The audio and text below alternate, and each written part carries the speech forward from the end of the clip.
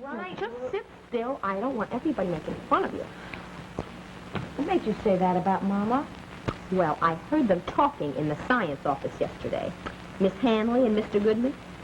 She's getting $12.63 to chaperone that thing tonight. What were they saying, Ruth?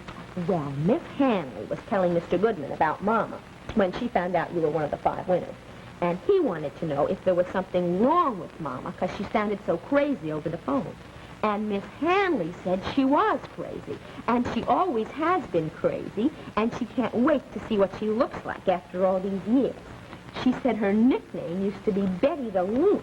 Ruth, you're hurting me. She looked just like you, and everybody thought she was a big weirdo. Ah, there. You look much better. Oh, Peter. If anybody stuck you in a pot full of boiling water, I'd kill them. Do you know that? Hey, what do they call boiling the skin off a cat? I call it murder. That's what I call it. They say it was hit by a car, and Janice just scooped it up, and before you could say bingo, it was screaming in a pot full of boiling water.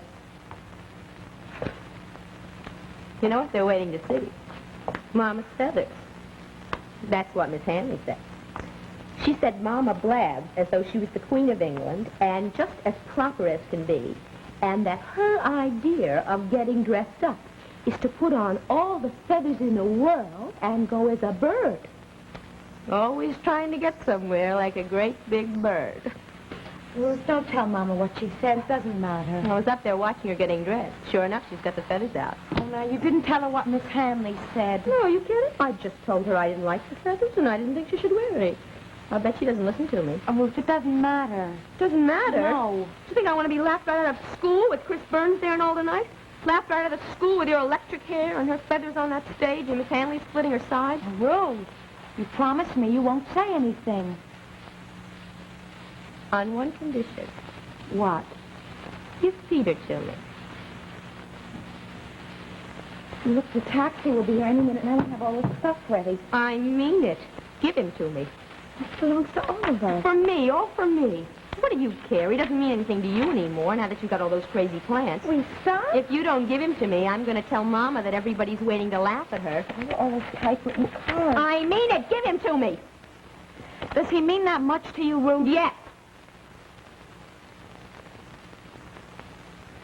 All right.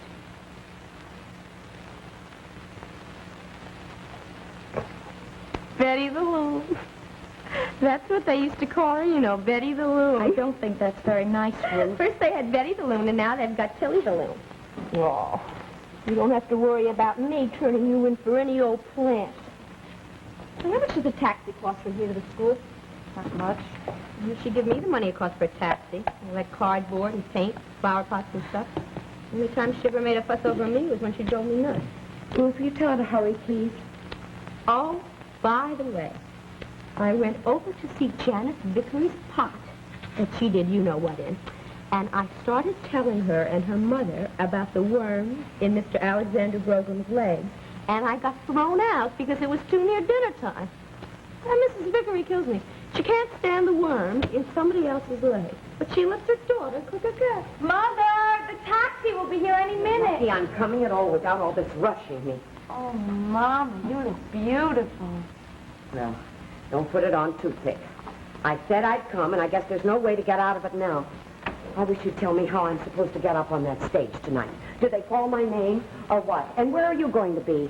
Why didn't they send around mimeograph sheets to all the parents? If it's such a great event, why don't they treat it like one? Look, you just sit on the stage before it begins with the other parents. All right. Listen, if you put all the marigolds into that cardboard box, I can manage this big folding thing. You know, I have a headache from doing all those titles. You probably don't even like them. Oh, I like them very much. Matilda, if you don't want me to come tonight, I don't have to come. You're about as enthusiastic as a dummy about this whole thing. Sorry? Well, I refuse to let you get nervous. And put the bow back in your hair. I took it out. What'd you do that for? Because it made her look crazy. Well, how would you know what was crazy or not? If that sweater of yours was any tighter, it'd cut off the circulation in your chest. Tilly gave Peter to me. Oh, then you inherited the rabbit droppings. I wondered what they were doing upstairs. What are you putting your jacket on for? I'm going out to wait for the taxi. No, you're not. You're going to start in on those rabbit droppings, and if you're not finished by the time we get back, you won't get a cigarette. Even if you scrape the skin off my back. Oh, I'm going down to the school with you. Why, no, you're not. You're going to sit with that corpse in there. Listen, if she wakes up and starts gagging, just slip her a shot of whiskey. Oh, Matilda, hurry up with the box, and I'll bring this thing right Oh, this I want to go. I promised Chris Burns I'd make it. I have to. I don't get either. What did you say? Matilda, hurry up. Take those plants and go on out and tell that man to stop honking that horn. Hurry up! I don't know where you ever got the idea that you were going to go tonight. Somebody has to stay here and hold down the fort. Now you know how I feel all these years. When you and everybody else were running about and I had to stay with a $50 a week corpse. There's one thing I demand from you girls. It's respect. I don't ask for anything else. Just respect. Why are you ashamed of me? I have been seen with the likes a lot worse than you. Listen, I don't even know why I'm going tonight. Do you think I care one damn about this thing? Do you want to know why I'm going? For the first time in my life, I feel a little proud about something. It's silly. Way back in this turtle-sized brain of mine, I feel just a little proud for once. And this whole damned half-life full of corpses and stinking animals. 43 years of nothing.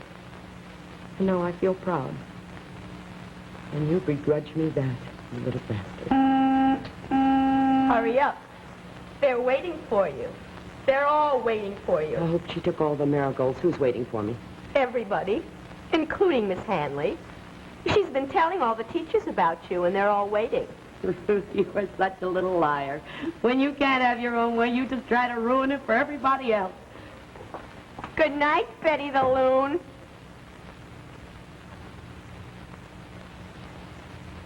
Where'd you go? What for? Take this on to Matilda. I don't want to go now. Get out of here. Now she's going to blame it on me you're not going and take the rabbit back. Well, I can't help what people call you. I'll tell Tilly you'll be around later, okay? Oh, don't answer me. What do I care?